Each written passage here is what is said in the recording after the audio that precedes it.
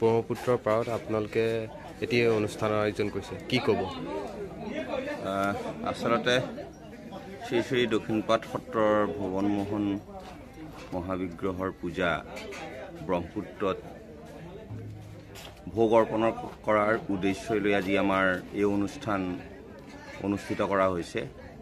যিহেতু মাজুলীত গেছৰ পাইপলাইন বহুৱা কাৰ্যসূচী চলি আছে, তেখেতসকলে ব্ৰহ্মপুত্ৰত কিছু অসুবিধা পাই পাইপ পাছ কৰাবৰ কাৰণে তেখেতসকলে শ্ৰী শ্ৰী দক্ষিণপাট সত্ৰৰ কাষ চাপে আৰু ভুৱন মোহন মহাপ্ৰভুৰ পূজা অৰ্চনাৰ কথা তেখেতসকলে ব্যক্ত কৰাত আজি এই পবিত্ৰ ক্ষণত ব্ৰহ্মপুত্ৰৰ বালিচৰত সম্পূৰ্ণ সত্ৰৰ পৰম্পৰাৰে মহাপ্ৰভু ভুৱন মোহনৰ পূজা অৰ্চনা কৰা হৈছে। পূজাৰ লগতে সংগতি ৰাখি বৈদিক হোম অৰ্থাৎ যজ্ঞ অনুষ্ঠান, প্ৰসং আৰু উঠা নামকে ধৰি নাচ নটোৱা ইত্যাদি কাৰ্যসূচীবিলাক দিনজোৰা কাৰ্যসূচী ৰূপায়ণ কৰা হৈছে। আমি আশাবাদী যে এই মহাপ্ৰভু ভুৱন মোহন দেৱতা সন্তুষ্ট হৈ যি গেছৰ পাইপলাইনৰ যিসকল কৰ্মকৰ্তাই কৰ্মত অসুবিধা পাইছে, সেই অসুবিধা যাতে তেওঁৰ কৃপা অনুযায়ী দূৰ হয়, আমি আশাবাদী। পবিত্ৰ গংগা সৰজুৱাদীৰ পূজা ভাৰতবৰ্ষৰ সকলো জেগাতে আছে, কিন্তু ব্ৰহ্মপুত্ৰৰ পূজা একমাত্ৰ দক্ষিণপাট সত্ৰতে আছে বুলি আমি অৱগত। বাসুদেৱ প্ৰভু ঈশ্বৰে যন্ত্ৰৰ পৰা এই পূজাবিধি প্ৰণয়ন কৰিছিল।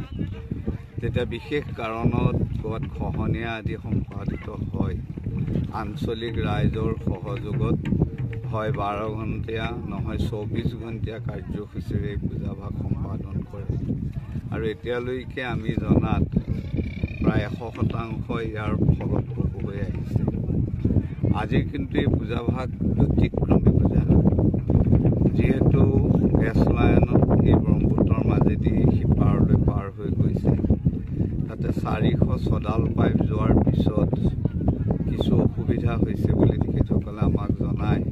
আমাক বিনম্ৰ অনুৰোধ জনাইছিল যে ব্ৰহ্মপুত্ৰৰ পূজাভাগ আপোনালোকে সম্পাদন কৰি দিয়ক।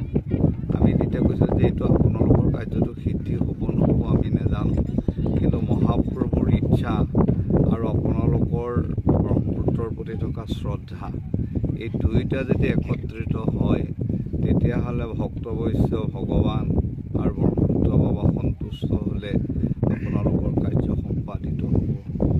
এনে বুলি আমি তেখেতসকলক অৱগত কৰাৰ পিছত তেখেতসকলে আজিৰ এই পবিত্ৰ শুভ দিৱসতে আমাৰ যি ভুৱন মোহন বিগ্ৰহ আনি ইয়াত ষোড়শোপচাৰে পূজা আৰু হোম সম্পাদন কৰাৰ পিছত উঠা নাম, গায়ন বায়ন নটোৱা, ওজাপালি আদি সকলো কাৰ্য সম্পাদন কৰি বীজ মন্ত্ৰৰে সত্ৰাধিকাৰে যি পঞ্চোপচাৰে পূজা কৰি অৰ্ঘ্য প্ৰদানৰ বিধি আমাৰ বিধিত লিখিছে, সেই বিধিমতে আমি ব্ৰহ্মপুত্ৰক আজি তৰ্পণ দিছোঁ, ভোগ নৈবেদ্য উৎসৰ্গা কৰিছোঁ।